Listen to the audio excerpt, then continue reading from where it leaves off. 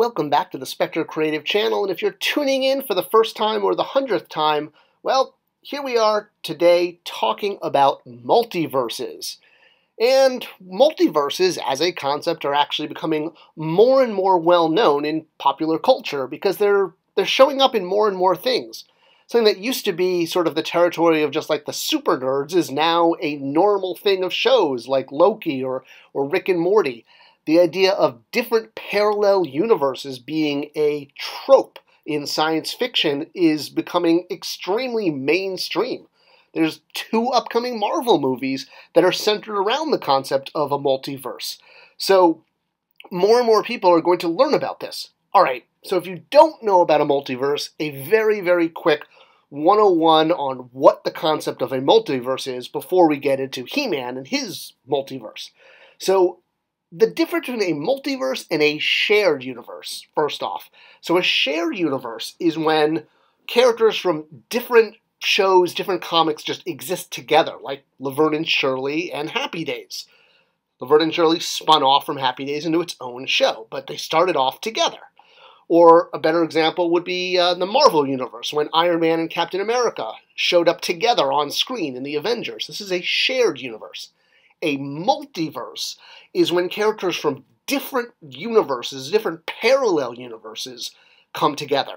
So, very famous story in The Flash, called The Flash of Two Worlds, where the Golden Age Flash and the Silver Age Flash met for the first time through the ability of, well, the Speed Force, that they could go through dimensions and meet an alternate version of themselves.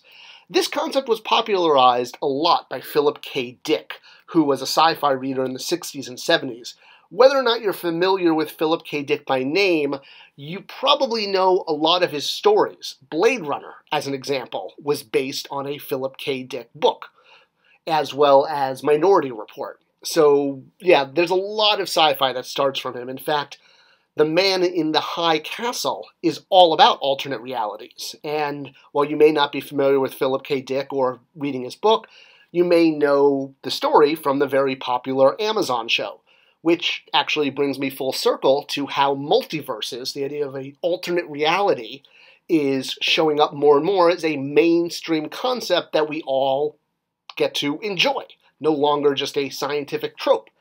And again, things like Rick and Morty, with different versions of Rick coming together on the Council of Ricks. Perfect example of a multiverse. Alright, so now let's talk about Masters of the Universe and the multiverse that exists in that property. Now, it's a little different from other multiverses. Certain multiverses out there are written into the storyline as an event that either causes them or causes them to collapse. As an example, in DC, the Anti-Monitor creates the multiverse through event, let's say through reasons. We're not going to get into the whole thing. Read Crisis on Infinite Earths if you want the whole story. But there's an event that causes the creation of the multiverse and multiple parallel Earths with different versions of Earth's heroes. This concept was more or less milked for quite a few decades, where different sequels to Crisis on Infinite Earths came out, showing how the multiverse came apart, came together again, and it was great storytelling. For Masters of the Universe, it's a little different, because there's not an event that split up the multiverse or created it. It just sort of happened because there were so many iterations that, well, basically contradicted each other, that a multiverse needed to exist. Tim Seeley really established this in the He-Man and the Masters of the Multiverse comic book that DC put out a few years back. In it, He-Man or He-Men from many different universes come together to save Eternia and all reality from the ultimate evil. And we get to meet a ton of characters that have never really interacted before in content. Even Mighty Spector shows up because, you know, he's damn spiffy. But the point is, it was a lot of fun to finally establish that Masters of the Universe has a multiverse. And this multiverse, sort of, well, now kind of called the Masterverse, has become the title of the new series of action figures that are coming out, starting with the Netflix Revelation show. Whether or not this series will continue to have different iterations remains to be seen. Alright, so let's jump in and talk about the different iterations and how they contradict, complement, and build on each other.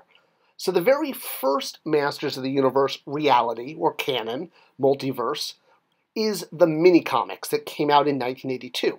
There were 4 of them, and this world is usually called Mini Eternia because it's a lot different from what we find out later in different animation and even comics and even later mini-comics.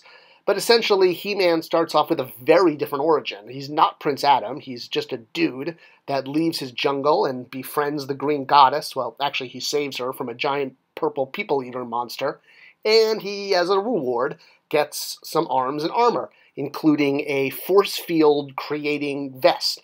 All of his powers were going to come from his vests, his different harnesses, which is why all the bad guys are always trying to steal it, because it's the source of awesome, cool superpowers, and who wouldn't want a vest that gives superpowers? Skeletor also has a very different origin, where he is a demon from another dimension, who wants to lead his people, presumably looking just like him, into Eternia to steal both sides of the Power Sword, gain access to Castle Grayskull, and therefore take over the universe.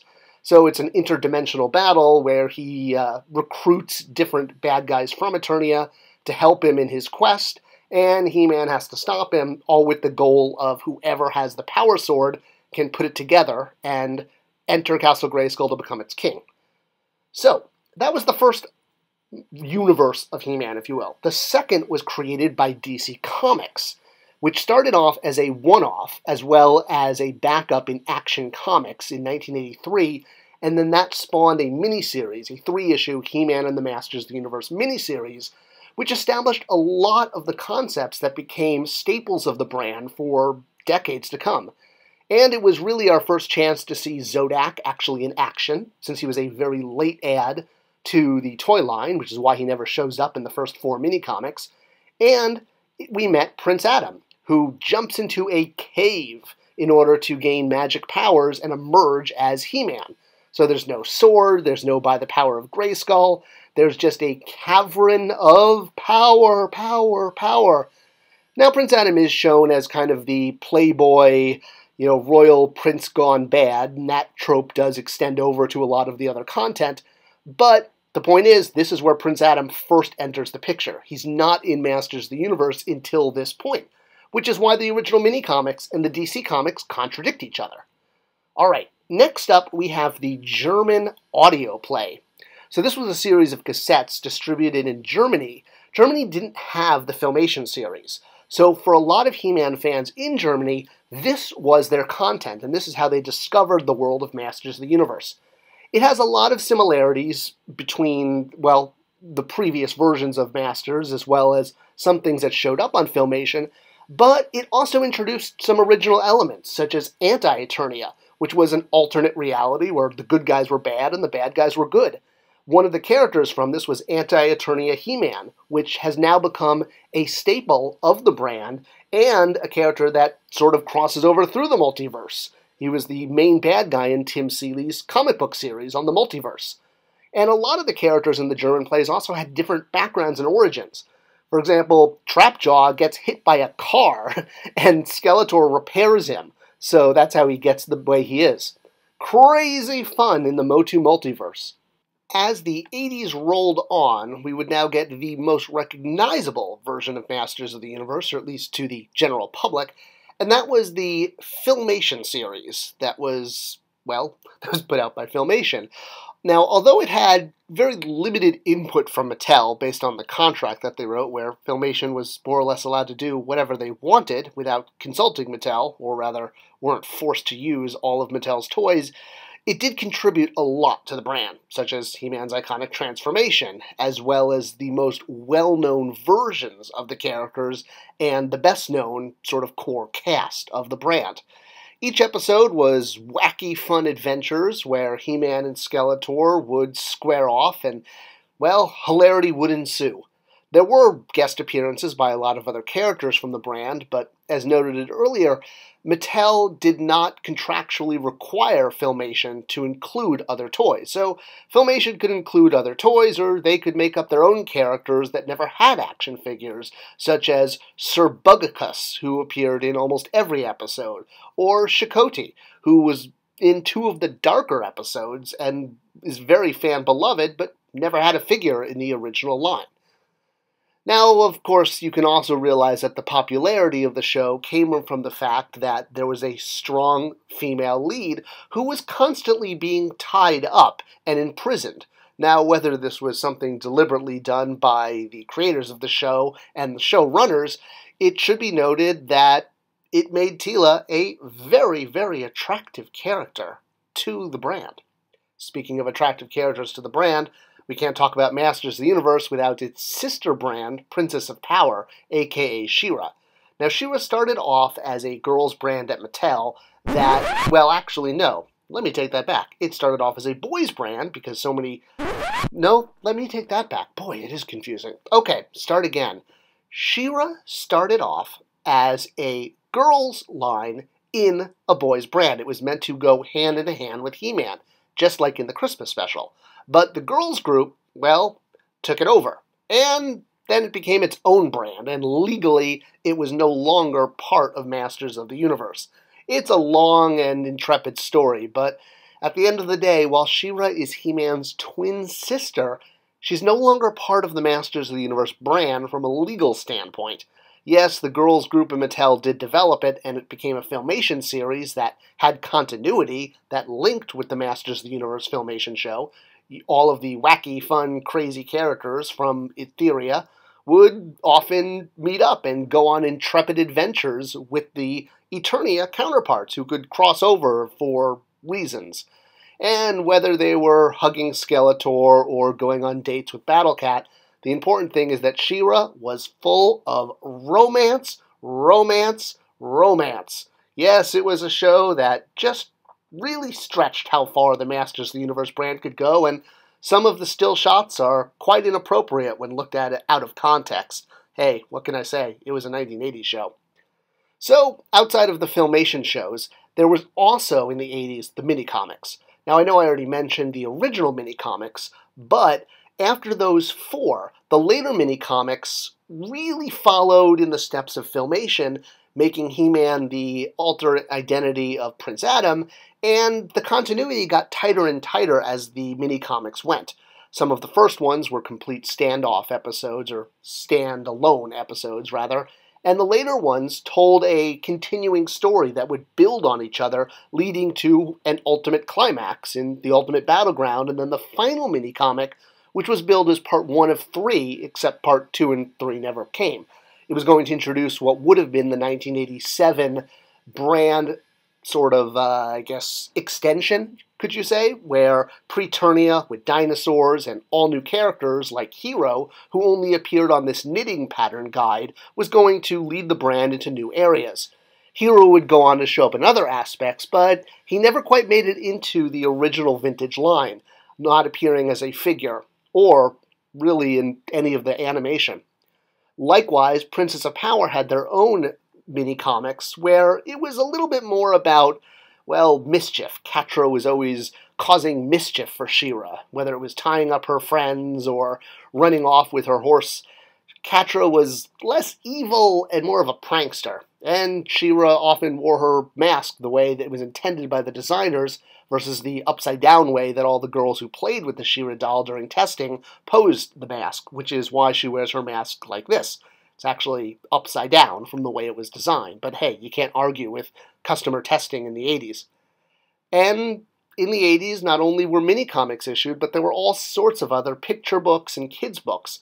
Some of the ones put out by Golden Books had absolutely gorgeous covers by Earl Norm, and is some of the most beautiful Masters of the Universe art ever created.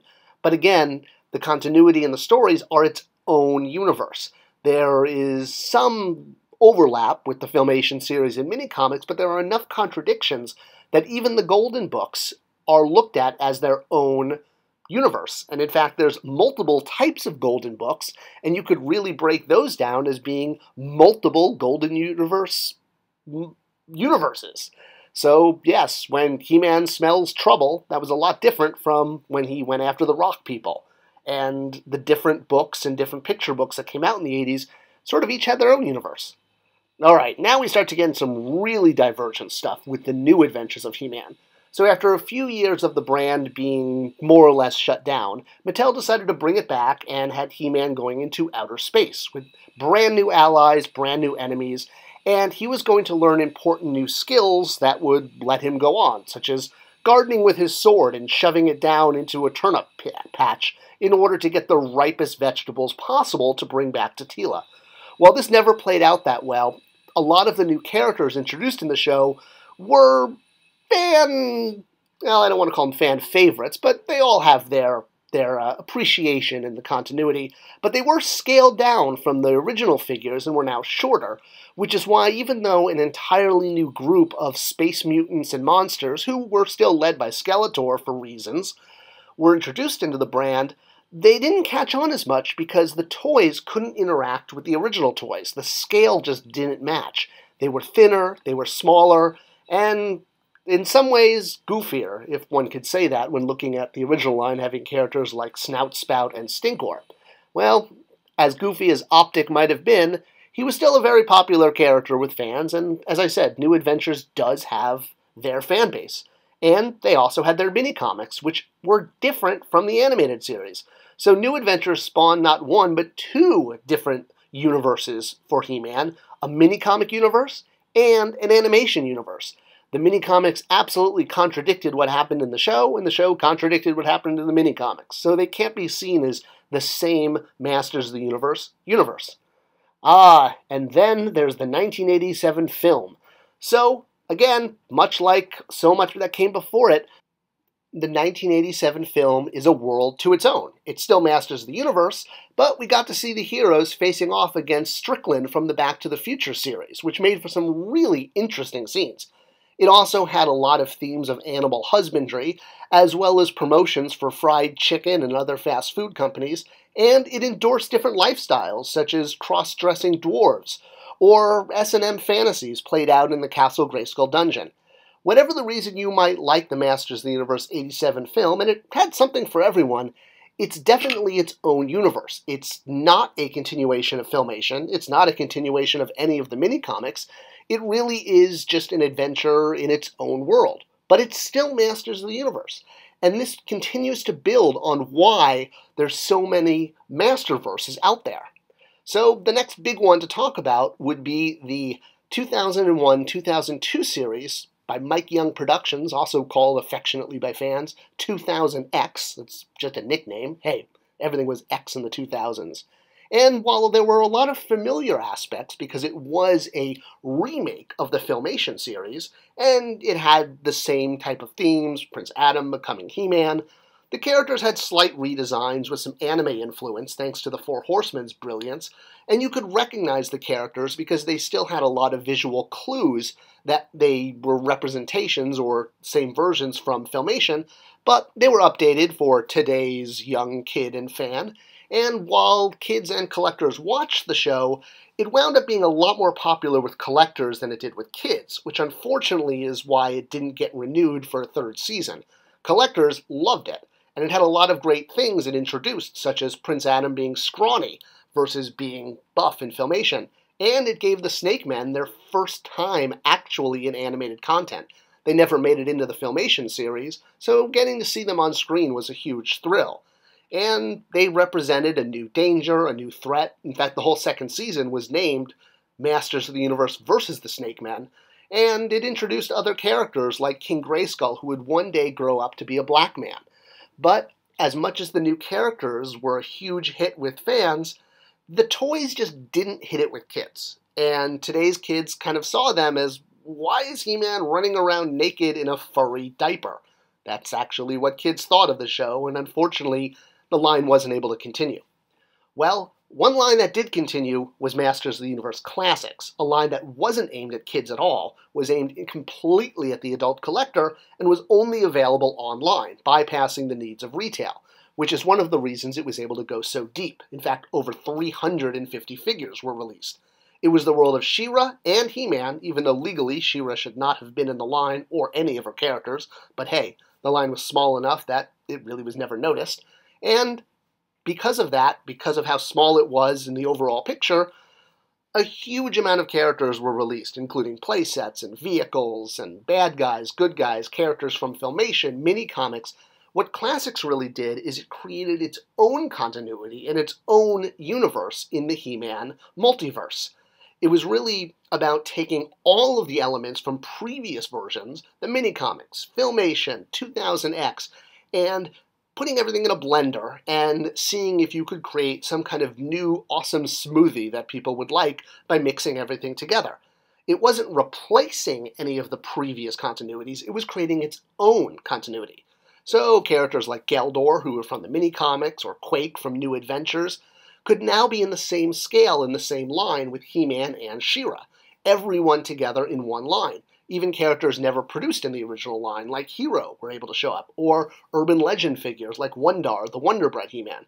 A perfect example is the original version of He-Man from the mini-comics was put into Classics as a separate character from He-Man. Instead of being an early version of He-Man, as he was in mini-comics 1 through 4, he was now Ular, a completely separate character. It didn't replace the mini-comics, they still exist in their own universe in the multiverse, but now in the Classics continuity, this character is not He-Man, and he's Ular. This was all done to sell comics and toys and maintain interest in the line, really, and maximize the number of characters. The storyline was based on what would have been Season 3 and 4 of 2000X, where the Masters were working out of a cave as renegades in their own land, and the mini-comics that Classics introduced, as well as the bios, told a lot of depth. The origin of the sword, the origin of Skeletor, filled in who the Unnamed One was, a character that was name-dropped in early mini-comics, as well as taking the brand to the next level, introducing Skeletor's son and He-Man's son, and showing what the new generation could be, taking the brand to another step forward. But again, its own continuity. Which brings all of this to Revelations, the new Netflix show. While originally this show was billed as a sequel to Filmation, that was clarified in later tweets, noting that it's not. It's completely its own continuity.